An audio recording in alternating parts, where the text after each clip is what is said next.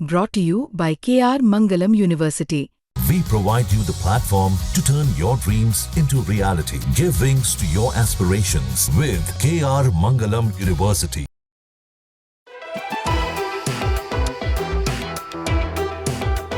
नमस्ते, जय हिंद दोस्तों। विस्तार से देख रहे हैं आप। विस्तार से में आज हम बात करेंगे हाइपरसोनिक परिवार की।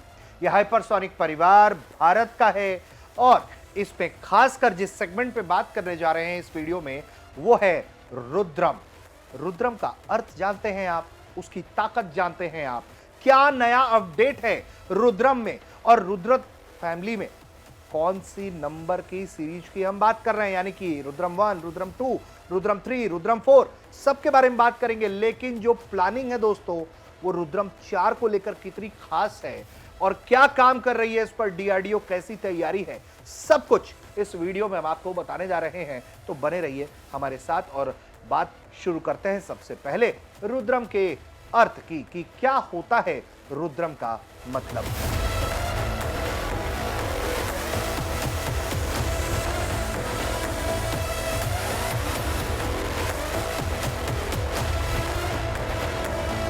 संस्कृत में इसका अर्थ कहा जाता है दुखों को दूर करने वाला। रुद्रम परिवार में ऐसे 4 दुख हरणी हैं। जी हां, 4 दुख हरणी होने जा रहे हैं जो दुश्मन पर गिरेंगे और हमारा यानी कि अपने मुल्क का, अपने देश का दुख हर लेंगे दुश्मनों का वध करके। तो सबसे पहले बात करते हैं, आपको बताते हैं कि क्या है जानकारी। दरअसल डीआरडीओ रुद्रम 4 बना रहा है। हाइपरसोनिक कैटेगरी में यह बेहद घातक मिसाइल साबित होने जा रहा है। ऐसे में हाइपरसोनिक के जरिए भारत क्या अचीव करना चाह रहा है, रुद्रम 4 का टारगेट क्या है ताकत, यह भी अब जरा हम एक एक करके समझते हैं। लेकिन उससे पहले हम बात कर लेते हैं रुद्रम 1, रुद्रम 2, रुद्रम 3 की कि आखिर इन तीनों की ताकत क्या थी और अब इसके बाद रुद्रम 4 में क्या होगा। तो सबसे पहले दोस्तों डीआरडीओ द्वारा जो विकसित किया जा रहा है रुद्रम, वो एक सीरीज में है। दुश्मन की वायु रक्षा, महत्वपूर्ण जमीन के लक्ष्यों को नष्ट करने के लिए इसे डिजाइन किया गया है। इस सीरीज में जो रुद्रम 1 है वो एक सुपरसोनिक एंटी रेडिएशन मिसाइल है जिसकी रेंज 200 किलोमीटर 2020 में सफलतापूर्वक टेस्ट किया गया। ये आईएएफ के Su-30 MKI जेट्स के साथ तैनात है। इसे सीरियल प्रोडक्शन के लिए तैयार किया जा रहा है। रुद्रम 2 एक हाइपरसोनिक मिसाइल है जिसकी रेंज 300 किलोमीटर, इसमें एंटी रेडिएशन और ग्राउंड अटैक वेरिएंट है। इसे मई 2024 में Su-30 MKI से सफलतापूर्वक टेस्ट किया गया जिसने इसके प्रयोजन, नियंत्रण और गाइडेंस सिस्टम को साबित किया। इसकी इमेजिंग इंफ्रारेड सीकर इसे विविध लक्ष्यों पर सटीक निशाना लगाने में मदद करती है।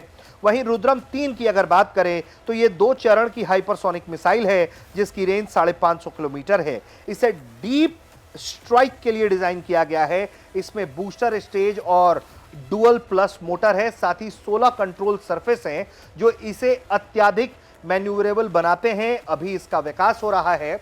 इसे हवा से छोड़े गए ब्रह्मोस से भी ज्यादा तेज और ज्यादा पेलोड ले जाने की क्षमता होगी, यानी कि अप्रत्याशित गति के साथ दुश्मन के घर में घुसकर मारने की जो ताकत होगी वो रुद्रम 3 ही दिखा देगा। इसके अलावा रुद्रम 2 भी हमने बताया हाइपरसोनिक कैटेगरी है और जो रेंज है वो हमने आपको बताया कि किस तरह से 300 किलोमीटर तक दुश्मन के घर को मारता है। Su-30 के जरिए इसकी टेस्टिंग और तमाम चीजें की गई हैं, निशाना सटीक लगा सकता है। अब ऐसे में ये जो हमारा 2 और 3 रुद्रम है ये ही दुख हरणी है एक तरह से। तो अब अगर हम बात करें रुद्रम 4 की तो सोचिए क्या होगा। तांडव होगा, खुला तांडव। दुश्मन पर घात जब करेंगे और जब हम उस पर जवाब देंगे, कठोर कार्रवाई करेंगे तो फिर तांडव होना तय है और ये तांडव करेगी भारतीय वायु सेना। रुद्रम 4 की अगर हम बात करें तो ये भी हाइपरसोनिक टेक्नोलॉजी में गेम चेंजर साबित होगा। डीआरडीओ प्रमुख के मुताबिक जो हाल ही में रिपोर्ट आई कि रुद्रम 4 एक long range stand of weapon होगा जिसकी रेंज 300 किलोमीटर से ज्यादा होगी। रुद्रम 3 की 550 किलोमीटर की रेंज को भी ये पार कर सकता है। सीरीज में बाकी मिसाइलों की तुलना में रुद्रम 4 हल्का होगा जो इसे कई आईएएफ प्लेटफॉर्म्स जैसे Su-30 MKI, मिराज 2000 राफेल के साथ तैनात किया जा सकता है, यानी कि इसका इंटीग्रेशन लेवल बढ़ जाएगा। सिर्फ Su-30 तक ये सीमित नहीं रहेगा, इसे इस तरह से डिजाइन किया जाएगा जिसमें ये राफेल में भी फिट हो जाए, मिराज में भी फिट हो जाए, और हो सकता है कि आने वाले दिनों में इसे तेजस के लिए भी डिजाइन कर दिया जाए। कोई बड़ी चीज नहीं है, हमारी टेक्नोलॉजी इतनी अच्छी है, डीआरडीओ की इतनी ताकत है, डीआरडीओ में इतनी शक्ति है कि वो ये सब कुछ कर सकता है। इसके अलावा इसकी जो हाइपरसोनिक स्पीड है बताई जाती है करीब 6790 किलोमीटर प्रति घंटे से ज्यादा की होगी।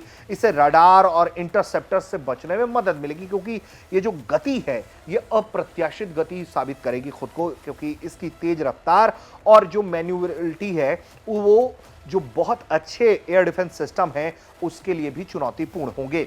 रुद्रम 4 की अगर विशेषताओं की बात करें तो इसमें कई तरह की विशेषताएं होंगी, जैसे ये टर्मिनल फेज में मैक 5 से ज़्यादा स्पीड जो इसे दुश्मन के रडार और इंटरसेप्टर से बचाएगा। प्रिसीजन गाइडेंस जो है INS GPS नेविगेशन और IIR या पैसिव होमिंग हेड्स जैसे उन्नत सीकर्स जो कमांड सेंटर, रडार इंस्टॉलेशन और फोर्टिफाइड बंकर्स पर सटीक निशाना लगाएंगे। इसका डिजाइन हल्का होगा। रुद्रम 3 की 600 से 700 किलो की तुलना में यह हल्का होगा, जो इसे ज्यादा पेलोड, फ्लेक्सिबिलिटी और कई एयरक्राफ्ट के साथ इंटीग्रेट करने की इजाजत देगा। इसके अलावा बताया यह जाता है कि क्वासी बैलिस्टिक ट्रेजेक्ट्री, निम्न ऊंचाई पर मैन्यूरेबल फ्लाइट पास के जरिए जो है वायु रक्षा रडार आर्क्स को यह बाईपास करने में सफल होगा। रूस के किंजल मिसाइल की तरह रुद्रम 4 का विकास क्षेत्रीय तनाव के बीच हो रहा है, खासकर चीन और पाकिस्तान के साथ हमारे जिस तरह के हालात हैं वो।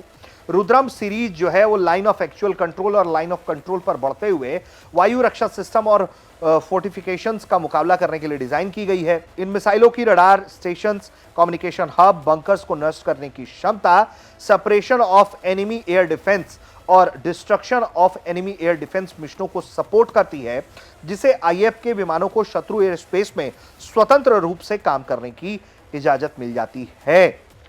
सबसे बड़ी बात यह है कि जब हम इस तरह के मिसाइलों के जरिए दुश्मन पर हमला करेंगे, उसके अगर हम एयर डिफेंस सिस्टम को भेद देंगे, उसके एयर डिफेंस सिस्टम को मार गिराएंगे और उसके ठिकानों को भी नेस्तनाबूद कर देंगे, तो इससे क्या होगा? इससे ये होगा कि उनकी जो वायु रक्षा प्रणाली है वो ठप पड़ जाएगी और फिर हम आसानी से उनके आसमान में उड़ान भरेंगे, जहां चाहेंगे वहां टारगेट